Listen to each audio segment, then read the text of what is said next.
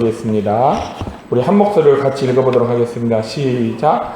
사람마다 두려워하는데 사도들로 말미암아 기사와 표적이 많이 나타나니 믿는 사람이 다 함께 있어 모든 물건을 서로 통용하고 또 재산과 소유를 팔아 각 사람의 필요를 따라 나눠주며 날마다 마음을 같이하여 성전에 모이기를 힘쓰고 집에서 떡을 떼며 기쁨과 순전한 마음으로 음식을 먹고 하나님을 찬미하며 또 온 백성에게 칭송을 받으니 주께서 구원받는 사람을 날마다 더하게 하시니라. 아멘.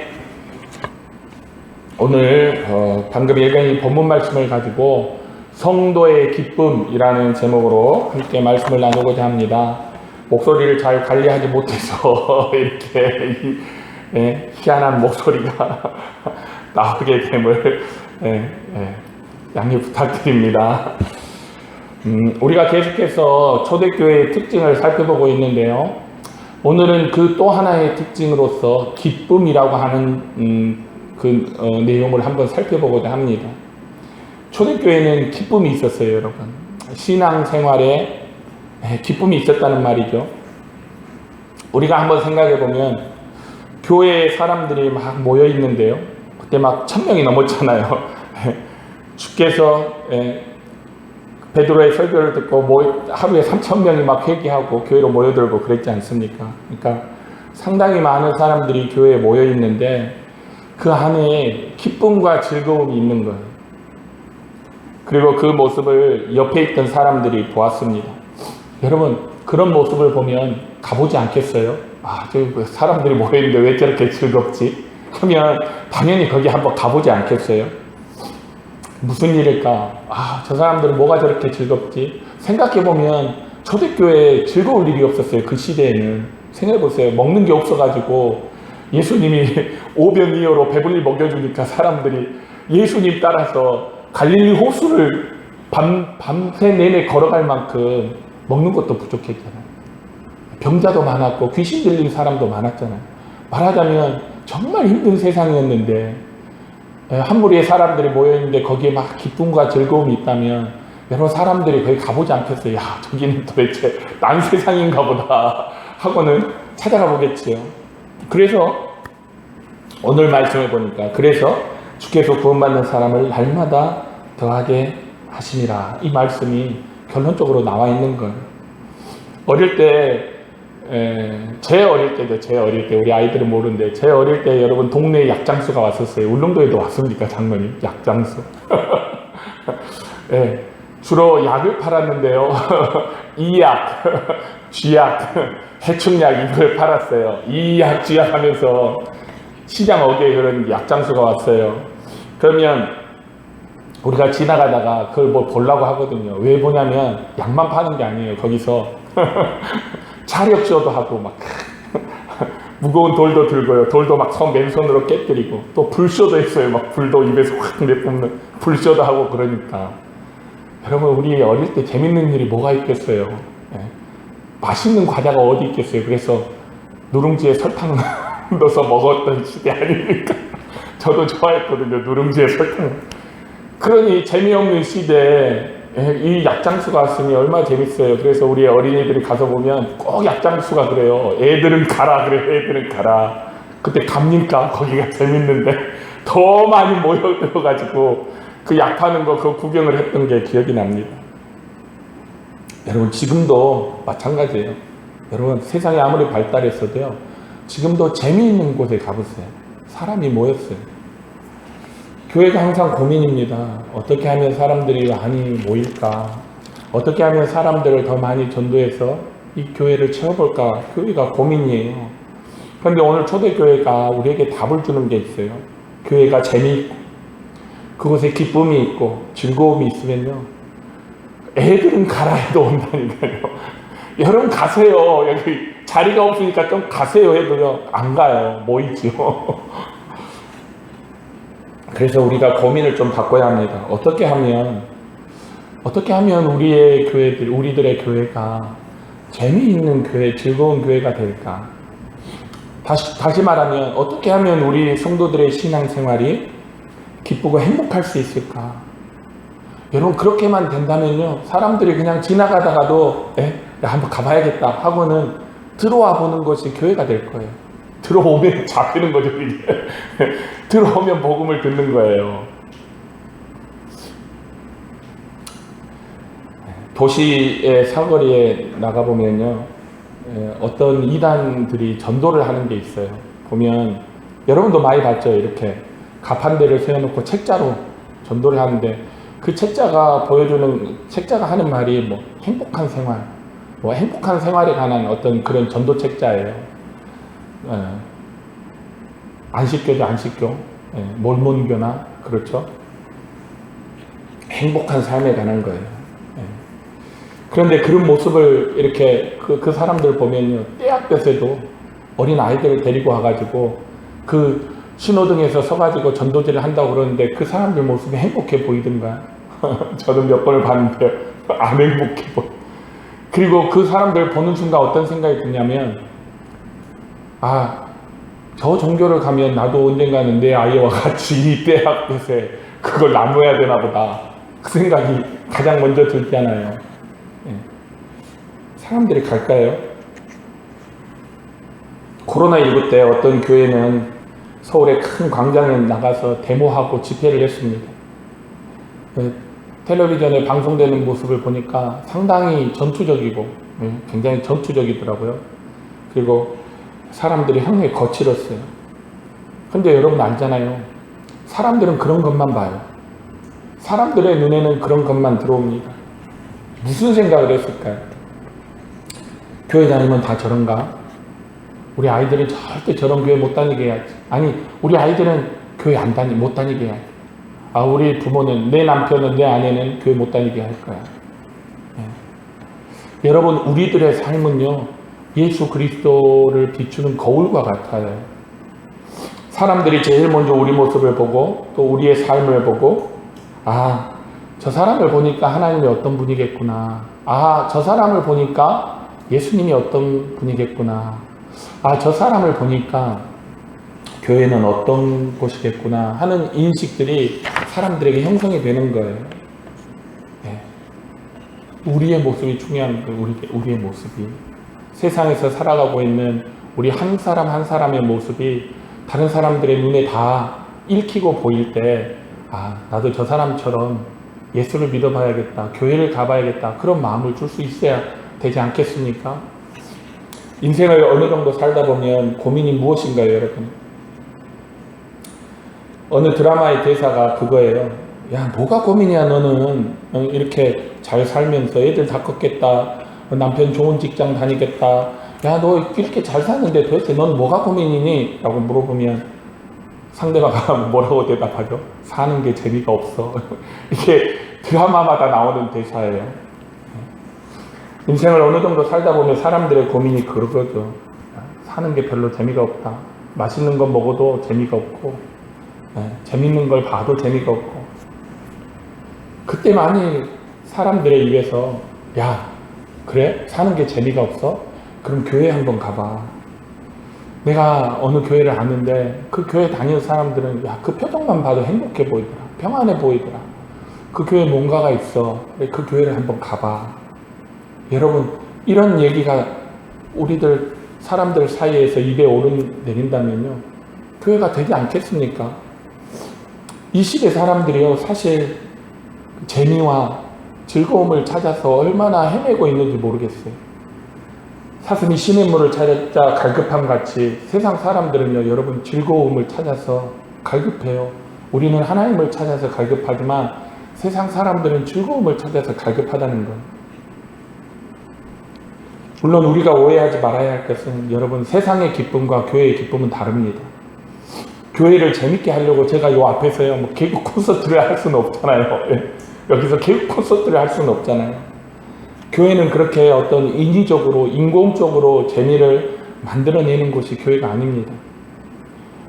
참된 기쁨, 오늘 이 초대교회가 보여주는 이 참된 기쁨은요, 사람들이 억지로 만들어낸 기쁨이 아니라 그들 안에서 솟아나는 기쁨이에요. 내면에서 솟아나오는, 그쵸? 우리 안에서 생수의 강이 솟아나는, 물론 성령을 가리켜서 하는 말이지만 우리 안에서 생수의 강이 솟아나듯이 우리 그리스도인 안에서 기쁨이 솟아나는 그 기쁨을 지금 사도행전의 교회가 보여주고 있어요. 사실 그 전까지는 기쁨의 요소가 잘 발견되지 않아요. 여러분 복음서를 한번 쭉 읽어보세요. 복음서를 끝까지 읽어봐도 어느 장면에서 이 사람들 되게 기뻐한다 이런 장면이 별로 없어요. 사도행전의 전편에 해당하는 누가복음을 읽어봐도 여러분 거기에 기쁨의 요소가 별로 없어요. 그런데 사도행전에 들어와서 교회가 세워지고 성도들이 모이면서 거기에서 지금 갑자기 전에는 본 적이 없는 기쁨이 쫙 드러나고 있는 거잖아요. 아주 뚜렷하게 보여요. 오늘 여기서 말하는 기쁨은요, 그냥 사람이 헤헤헤 하고 웃고 지나가는 기쁨이 아니라 넘치는, 주체할 수 없어서 넘치는 충만한 기쁨을 표현하는 거예요. 여러분 초대교회에 갑자기 기쁨이 충만했던 이유가 무엇일까요? 우리가 이것부터 알아봐야 합니다. 이것부터 알아봐야 오늘 우리 시대의 교회가 잃어버린 기쁨을 회복할 수 있는 거예요. 그게 첫 번째가 뭐냐? 초대교회에 이런 기쁨이 있었던 첫 번째가 뭐냐? 그게 바로 복음 때문이에요.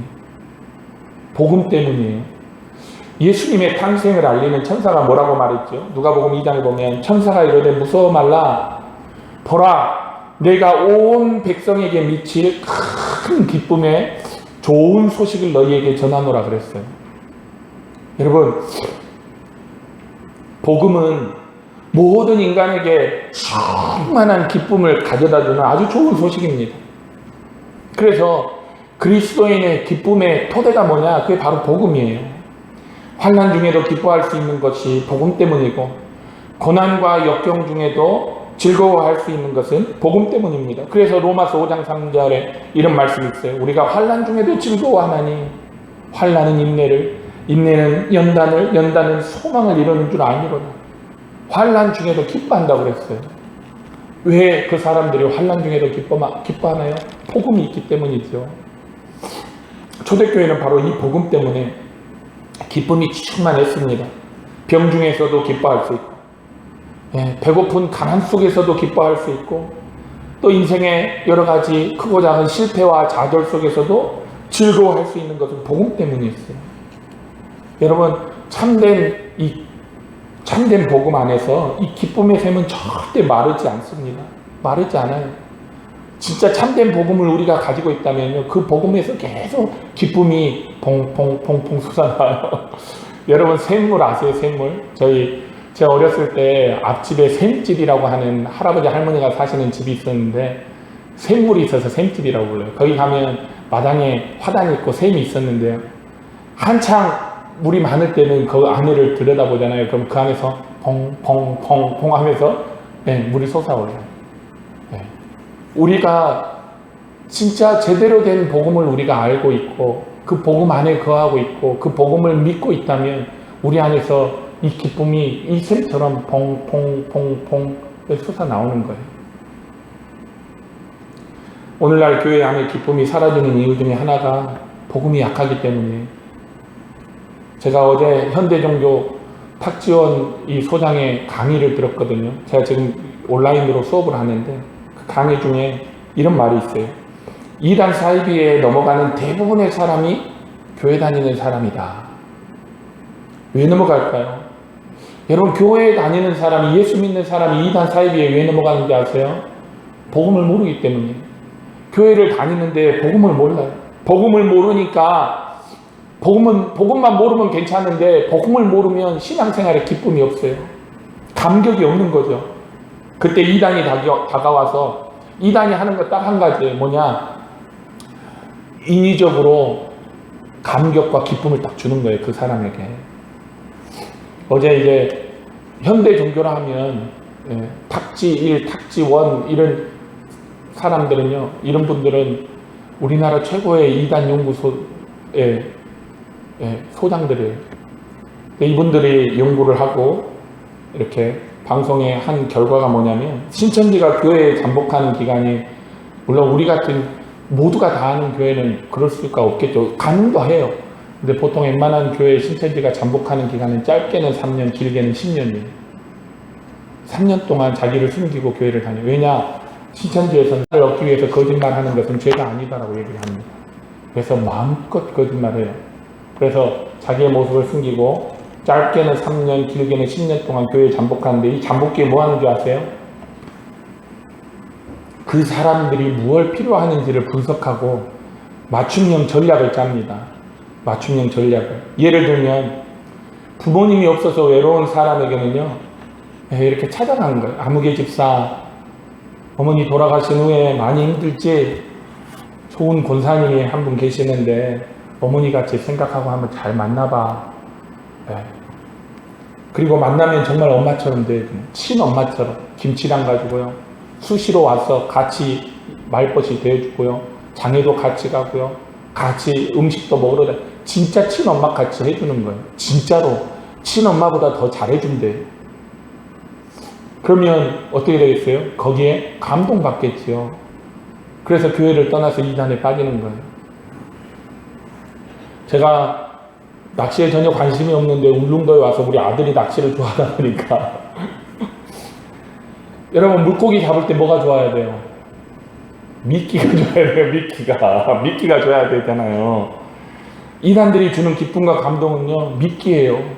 우리를 잡기 위한 거거든요. 그 사람들이 계속해서 기쁨과 감동을 주는 게 아닙니다.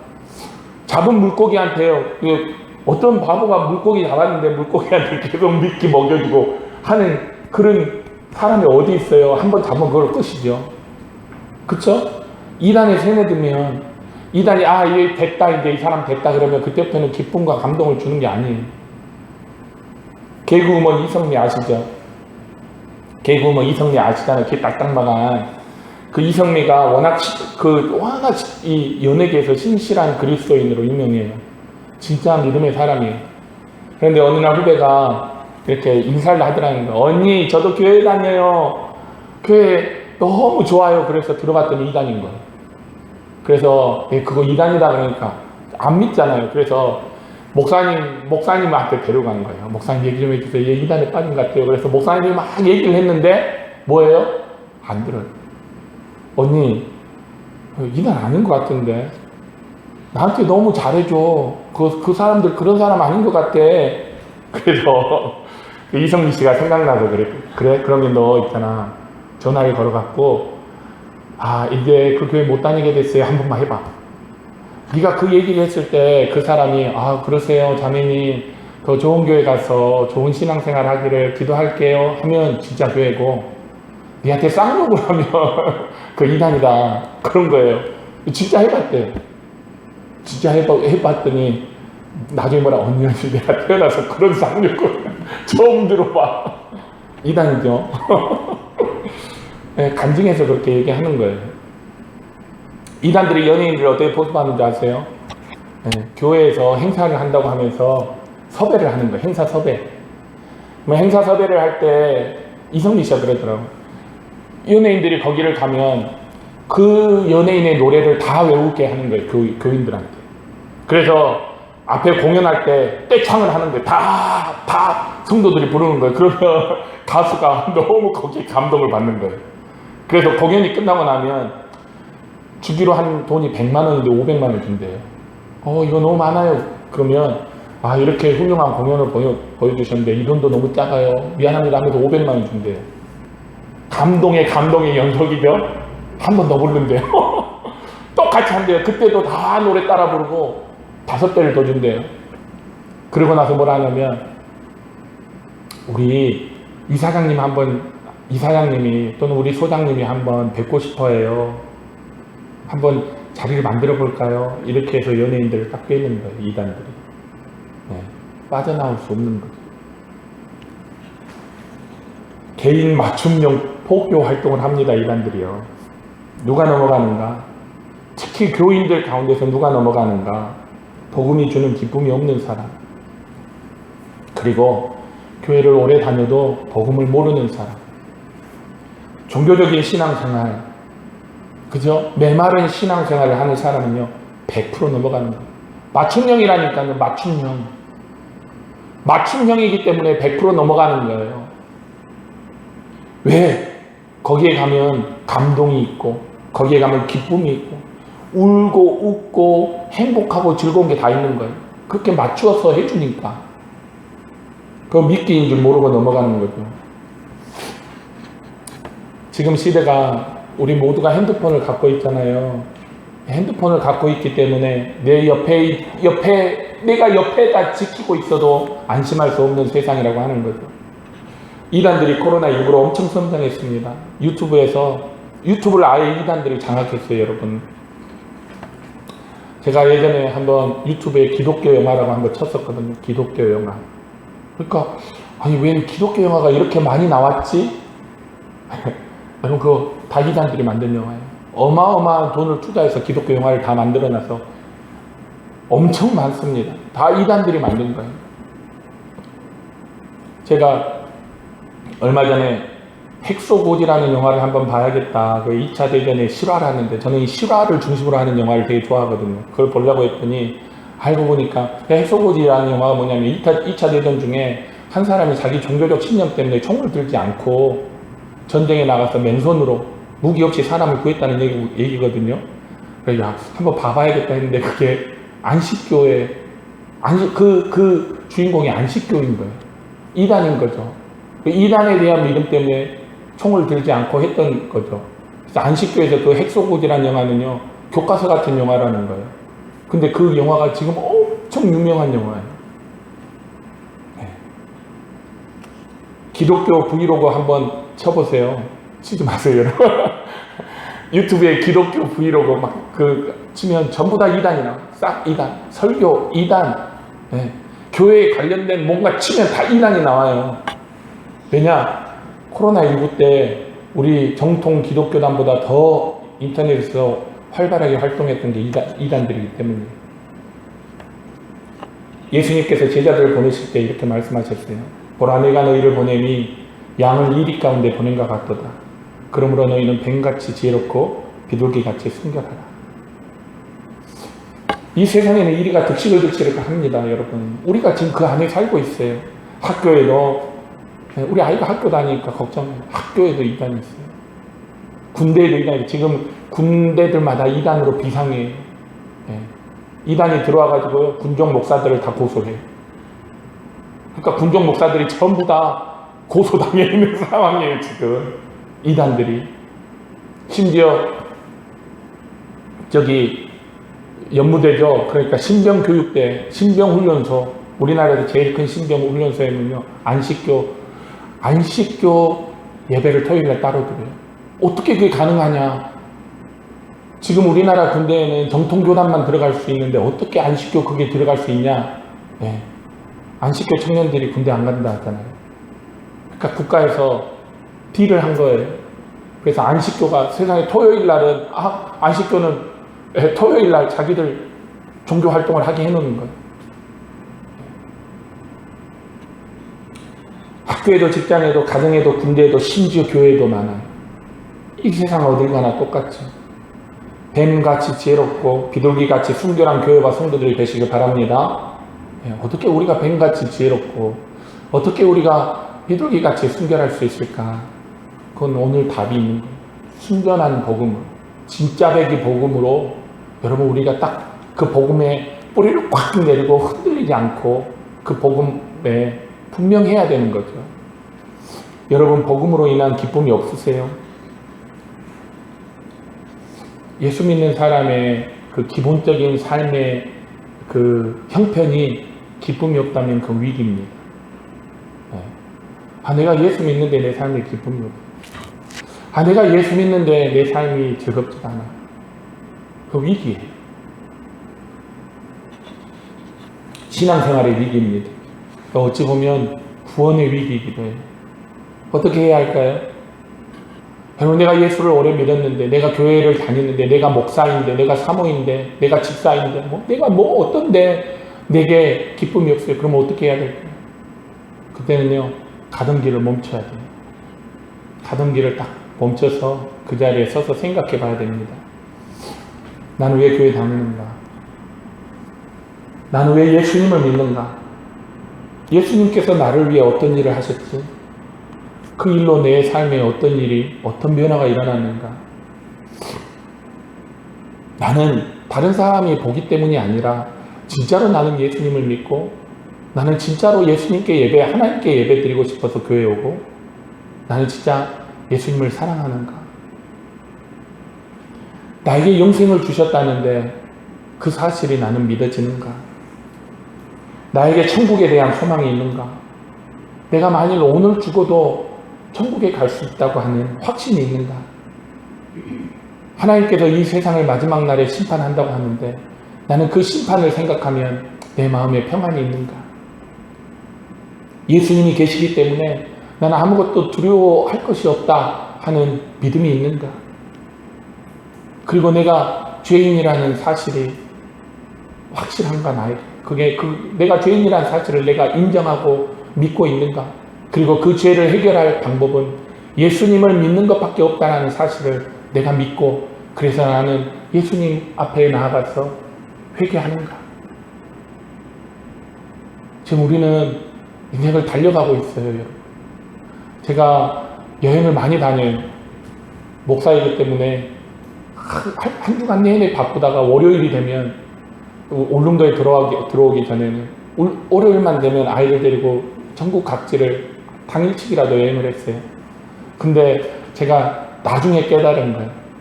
그렇게 여행을 많이 다녔는데 나는 사실상 여행을 못 갔구나. 왜? 운전하느라고 맨날 도로만 보고 다니. 한 번은 제 아내가 여기 울릉도에 한 바퀴 도는데 운전을 하는데요. 울릉도가 그렇게 아름답더라고요. 옆에서 보니까 울릉도를 제대로 보는 거예요. 여러분, 우리가 인생을 지금 막 달려가고 있어요. 막 쫓겨서 달려가고 있어서 내가 진짜로 믿는지, 내가 진짜로 구원받았는지, 내가 진짜로 그리스도인인지 모르고 막 사람들이 우르르 달려가니까 그 속에 묻혀서 따라가고 있는 사람들도 많아요. 그래서 여러분, 이러한 일에 우리가 고민하는 시간은요, 낭비하는 시간이 아니에요. 얼마든지 이런 고민은 해도 하나님 뜻대로 하는 고민이에요, 이게. 우리는 얼마든지 이 고민을 위해서 시간을 아끼지 아니하고 투자할 필요가 있어요. 정말 여러분의 믿음, 정말 여러분이 가지고 있는 복음의 내용들을 점검해 볼 필요가 있습니다. 여러분, 복음이면 돼요. 복음밖에 없습니다. 우리에게 참된 기쁨을 주고 우리의 믿음을 흔들리지 않도록 꽉 붙잡아주는 것은 복음밖에 없어요. 하나님의 말씀, 사도들의 가르침. 사도들이 뭘 줬어요? 교회에 빵을 줬나요? 떡을 줬나요? 음료수를 줬나요? 아무것도 안 줬어요. 사도들이 사도행전에 교회에 준 것은 복음이에요. 순전한 복음, 진짜 백이 복음. 제가 저번에도 말했잖아요. 이것저것 막 짬뽕 섞어가지고 이게 짜장면인지 짬뽕인지 우동인지 모르는 그런 걸 준 게 아니라 진짜 아무것도 섞이지 않는 순전한 예수 그리스도의 찢긴 몸과 흘리신 보혈, 새 언약의 그 복음을 교회에다 줬어요. 그러니까 교회가 그 복음을 듣고 그 복음으로 인해서 기뻐한 거예요. 요즘 막 자살이 일어나고 있잖아요. 너무 걱정돼요. 왜 자살할까요? 여러분, 진짜 복음을 이 안에 품고 있는 사람은 절대 자살하지 않아요. 왜냐하면 자살이 할 만큼 고통스러운 그 순간에도 복음은 내일 죽어야지 하는 그 결심하고 있는 순간 복음의 샘에서 기쁨이 퐁 하고 올라오기 때문에 그래, 내가 살아야겠구나. 하나님이 도와주시겠지. 주님이 어떻게든 책임지실 거야. 그래서요, 진짜 복음을 가진 사람은 죽지 않아요. 근데 오늘날 교회 안에 그리스도인들이 자살이 너무 높아요. 어린아이부터 노인까지 다 자살합니다. 왜? 왜 그럴까요? 복음이 없기 때문에, 기쁨이 없기 때문에. 지난 바람에 저희 밭에 심어놓은 고추 가지 하나가 막 부러졌어요. 그래서 제가 지지대에다가 막 더 이렇게 노끈으로 칭칭 내놓았습니다. 그 후에 막 바람이 더 세게 불었는데요, 안 부러지더라고요. 복음은 그리스도인에게 기쁨의 샘이에요. 퐁퐁퐁 솟아나는 기쁨의 샘이요, 우리의 연약한 신앙을 붙들어주는 지지대와 같습니다. 여러분, 복음으로 기뻐할 수 없다면요, 다른 어떤 무엇으로도 우리 교회에 기쁨이 없어요. 다른 무엇으로도 교회와 성도를 기쁘게 할 수는 없어요. 인위적으로는 할 수 있어요. 제가 여기서 미친 척하고 춤추고 하면 사람들이 막 웃고 그러겠잖아요. 한때 그런 말이 있었어요. 억지로 웃으면 우리 뇌가 엔돌핀을 솟아낸다. 그 거짓말로 밝혀졌잖아요. 여러분, 거짓으로 웃는 것은요, 뇌가 가장 먼저 알기 때문에 절대 엔돌핀을 솟아내지 않습니다. 우리가 진짜 웃을 때, 진짜 즐거워서 웃을 때 비로소 우리 안에서 기쁨과 즐거움이 솟아나는 거예요. 항상 여러분이 가진 복음의 내용을 점검하고 여러분 더 깊이 복음의 밭을 갈아서 복음의 밭을 갈다 보면 그 안에서요 밭에 숨겨진 보화를 발견합니다. 재산을 다 팔아서 살만한 그 보화를 발견하는 거예요. 그래서 여러분 복음의 밭을 가세요. 여러분마다 다 보화를 발견할 거예요. 여러분, 내가 어느 날 밭을 갈다가 그 안에서 금덩어리를 발견했는데 안 기뻐할 사람이 어디 있어요? 그렇죠? 복음의 위기가 개인의 위기요, 교회의 위기이며 이 세상의 위기입니다. 그래서 뭐든지 여러분 복음으로 시작하십시오.